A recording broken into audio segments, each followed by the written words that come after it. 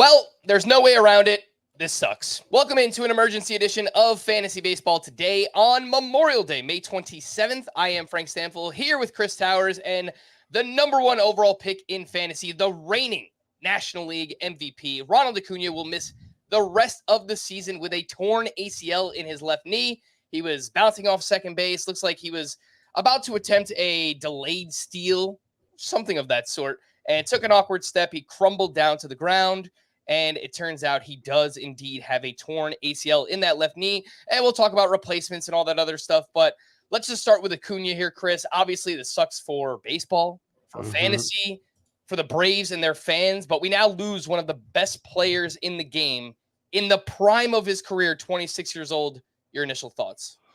I mean, it's especially tough because it's the second time that this has happened to Ronald Acuña. It's worth noting this is a different knee than the one that he tore his ACL in earlier in 2021, which was also the knee that he injured earlier this spring. If you remember, he had a torn meniscus. So it's probably not related to that. This is just bad luck. It stinks. It makes projecting his career moving forward a lot more difficult. You know, when looking ahead at 2025, it's possible he'll be ready to go by the start of next season. It's just because I think his previous ACL injury was later in the year, and he was ready fairly early on there.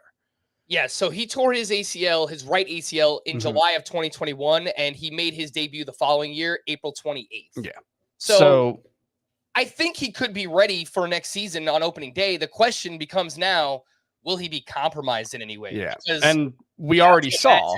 Yeah, we saw in 2022, while he still ran really well, he was among the leaders in steals, he wasn't the same as a hitter. He was hitting a lot of balls on the ground. He was struggling to get under the ball. There's no guarantee that the same thing will happen, but given the struggles that he was having this season and then this torn ACL, I think you're probably looking at next year top 50 pick for sure, but I don't know if he's like a second rounder. Probably not. Yeah, it's so tough to say because I remember coming off that previous ACL injury, he was a second round pick, right? I think like an early second rounder in 2022. And I think people are going to be able to talk themselves into that. Just he has number one overall player upside, right? So if he's ready for opening day next year. Yeah, his ADP was 12.6 that year. He's probably like a second round pick next year, but yeah, that's probably fair. We're getting ahead of ourselves. There's so much that still needs to happen and see how he looks heading into next season. We'll save that for another time, but let's talk about replacements. Obviously, that's what a lot of people want to hear about right now with Ronald Acuña and the top outfielders in Scott's Week 10 Sleepers article. Dalton Varsho, who I believe is up over 80% roster now, so probably not going to be available, but Davis Schneider, who has second in outfield eligibility, Andy Pages, and Eddie Rosario. Anyone from that list that especially stands out? I have some other names we'll get to. I think Pages, I know he's been struggling for the last couple of weeks, but I think the upside there is probably significantly higher than the other guys you mentioned. So he would be the one that I would prioritize if those are my options. Great lineup, decent home park. I think a lot of things point to Andy Pages being a very useful fantasy option moving forward, but obviously after a hot start, he slowed down. So he needs to figure that out and turn things around. If you're talking in like the 80% to 70% range, so in shallower leagues, Nolan Jones is still out there. I know he's out, but if you're looking for upside in the long term, he's probably someone you should look at. Kerry Carpenter, 79%, Joe Adell, 74%, Max Kepler, 70%. If you specifically need speed, Brenton Doyle is 69%. None of those guys are going to replace what you were hoping to get from Ronald Acuña. But I've got Ian Happ at 66%. He's another guy who has some upside, especially in points leagues. Luis Matos potentially has a 2020 ceiling. He's showing, he showed some signs last season, but obviously wasn't great overall. It's kind of been the same thing here, but he's been very good at AAA. He's still pretty young. So Luis Matos, if you're chasing upside, would you like me to continue? I'll throw a couple names out there, and then anyone I don't mention, feel free to throw out there as well. But yeah, Matos, Brenton Doyle for the speed. I think in particular, Doyle and Joe Adell are like, I don't know, 50% of what you were expecting from Ronald Acuña, something like that. But at least they can offer a little bit of speed component there. I think Willier Abreu has a pretty fun skill set. Don't like that he doesn't play against left-handed pitching, but obviously he has a little bit of power and speed as well. And I'll continue to throw Tommy Pham out there. I know that Scott has been a little bit skeptical of Tommy Pham, but he's playing now. He's playing every single day. He's leading off for the White Sox. Not that it's a good lineup, but he can also offer a little bit of power and speed. And, from a points league perspective, he does get on base quite a bit. So those are the names. I think Pham, the problem is I think the ceiling is fairly limited. Yeah. Not just because we expect regression from what he's done so far, but also terrible lineup. And I think it seems fair to assume that at some point Tommy Pham is going to be traded and no longer be hitting leadoff and playing every day. So that would be my concern as far as upside for Tommy Pham. If you're looking for a pure ceiling play, I think there are a couple who are in the minors who are worth stashing just because, look, you're already behind on what you expected from Ronald Acuña, and now you're not going to get what you expected moving forward. So I do think you have to shoot for some upside in replacing him. Mm-hmm. James Wood is 62% rostered. He is dominating AAA. Strikeout to walk rate, actually. Strikeout to walk ratio is almost 1-to-1. He's walking a ton. His plate discipline has been much better than we expected. He's the kind of guy who could get called up any day now. And has legitimate 5-category potential. I mean, we're talking about a prospect who in the next 5 years could absolutely make himself a contender for the first round in fantasy. So James Wood, not a guarantee, certainly, but if you're chasing ceiling, he's got about as much as anybody else who's going to be available. I'd also say Jason Dominguez, who there was a report maybe a month ago that said that even when he's ready to return from Tommy John surgery, the Yankees probably aren't going to call him up. He's only played 9 games above AA. I know he got called up last year and had, I think, 4 home runs in 8 games. He was really good, but it's possible they let him stay at AA or AAA for another month or so after his rehab assignment is up, which I think is in the next week or 2. They'll have to make that decision. So he may not get the call, but look, Aaron Judge and Giancarlo Stanton have long track records of getting hurt. I don't want them to, obviously, but life could find a way in a way that pushes Jason Dominguez back into fantasy relevance. So if you're chasing upside, I think Dominguez and James Wood in particular are worth stashing if you've got the roster spot to play with. I'll throw out some names in deeper 5 outfielder leagues. Some of the most added on CBS right now. Dylan Moore, who's been playing a lot for the Mariners. Mm-hmm. Alec Burleson. I know that Lars Nootbaar is dealing with a hamstring injury, so Burleson's getting some playing time. He's been racking up the hits lately as well. Jake Myers doing some interesting things. He's hitting the ball really hard, and obviously the Astros are a really good lineup. And J.J. Bleday has done some nice things for the Oakland A's this year. A little bit of pop. He doesn't really offer much outside of that, but I think Brent Rooker is rostered he's fairly widely available as well. Rooker, I think Rooker got added in a lot of leagues when he had a crazy hot stretch, but yeah, he's up to 95%. Oh, okay. Wow. I didn't realize he was that wide. Okay. People love them some Brent Rooker. Yeah. And I'll throw out one last name, Ronald Acuña's teammate, Adam Duvall, who is set to get a lot of playing time moving forward. He hit 21 home runs in only 92 games last year. He also did that with an 834 OPS. Throw out some trade candidates. Mm-hmm. If you listen to the podcast that actually came out today, which unfortunately we talked about Ronald Acuña's slow start and trading for star players. If you have the ammo to buy low on a Julio Rodriguez or a Corbin Carroll, my guess is if you lost Acuña, you probably don't have enough to get that done, but it doesn't hurt to try. And I think Luis Robert, before he returns from the IL, George Springer, Nick Castellanos off to really slow starts this season.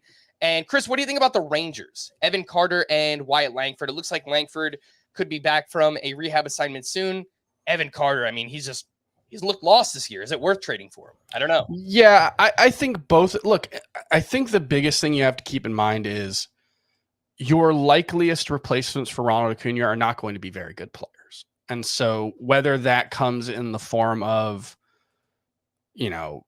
Willier Abreu or Tommy Pham, guys who I like, but they're certainly not going to replace Ronald Acuña, I think it makes sense to look at Wyatt Langford and, Castellanos. Less so George Springer. I have more concerns about him turning it around than Castellanos, but and Carter, I don't know if the upside is quite as high in the same way as Wyatt Langford. So I'm less interested in buying low on him, but I think these are all the right types of trades that you need to be looking for, which is slow starters with big upside. I throw Yarden Alvarez in there as well if anybody's concerned about him. OPS below 800 right now. It's just to say that you need an impact bat if you're going to survive this, and it's going to be really hard to find it on the waiver wire. I'm not saying any of those guys can't be that, but certainly they're all real long shots, and so your best bet is probably to be trying to identify a player like Julio Rodriguez. I think is the obvious candidate. He hit 2 home runs this weekend, right? So he might be starting to turn it around, and that's exactly what we expect from him. So as we talked about in that podcast, we all pretty much expect Julio Rodriguez to be Julio Rodriguez moving forward. So if you get an opportunity to buy low on him, I absolutely think you should take it. That's one of the few players I think who could realistically replace what you were hoping to get from Acuña, but there are no good answers. Jared Kelenic isn't a good answer. Adam Duvall isn't a good answer. These are all, you're just hoping that they can hold you over until you can identify an impact player that you can slot in there. And you said something there throughout your analysis that I wanted to mention, that it's going to be hard to recover from this injury. And just want to remind people, it's going to be very tempting to just give up on the season in fantasy, but you can make it through. Yes, absolutely. You can make it through. And I want to just let everyone know, if you had Ronald Acuña on your fantasy team, don't give up. Stick around. And obviously, whether it's via trade or waiver wire, making some moves, don't give up. I think you can find a way. Let's take a quick break. And when we return, we will just talk about what this means for the rest of the Atlanta Braves lineup. We'll do that right after this. This is as big as it gets. Ain't gonna stop me now. This is the final round. The UEFA Champions League Final on CBS and streaming live on Paramount+. Welcome back in. And once again, Ronald Acuña out for the rest of the season with a torn ACL in his left knee. What does this mean for the rest of the Atlanta Braves? We mentioned that Adam Duvall likely to step into the lineup moving forward. And I actually saw that the Braves lineup is already out here for Monday, and they are getting some reinforcements back. Austin Riley in the lineup, Sean Murphy back from his oblique injury as well. They moved Ozzie Albies up to leadoff. That's against a lefty. My guess, Chris, is against a right-handed pitcher. Michael Harris will move up to leadoff, which actually is really good for his value. But I think as a whole, this obviously is a net negative for the entire Atlanta Braves lineup. Yeah, I mean, the nice thing for the Braves offense, and I do worry about Michael Harris moving up just because he's been off to a very slow start himself this season. And will they want to move him up to the leadoff spot consistently if he's not hitting well? That I'm not 100% sure of, but it's possible. But the nice thing is they did get Austin Riley and Sean Murphy back on Monday. So Riley missed 14 straight days, didn't go on the IL. Murphy back from the was that opening day oblique injury? Opening day. It's May 27th. Yeah. So I would guess we're going to see, well, gosh, would they even try Marcell Ozuna in the outfield?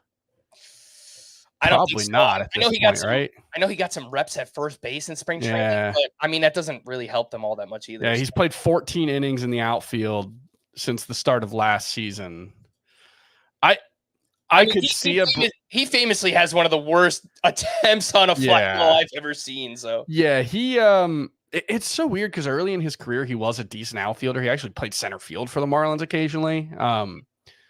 But yeah, he's been a disaster. But that might be a break glass in case of emergency type of situation. If Jared Kelenic doesn't get going, maybe they try to get both d'Arnaud and Sean Murphy's bats in the lineup a little more often. Play Ozuna in the outfield. I don't know. That's a potential option, but they don't really have anybody in the high minors that they could call up. It's going to be Duvall, Kelenic, and if that doesn't work, maybe they have to swing a trade. But yeah, it's a bad situation for a team that's been pretty disappointing so far. That's the last point that I was going to make as well. Is Alex Anthopoulos he's no stranger to making trades. Mhm. Obviously, they're actually getting set to face the Washington Nationals, who have Eddie Rosario on their team, who has Jesse obviously Winker. some time with the Atlanta Braves. Yeah, so Winker, I feel like that could make some sense.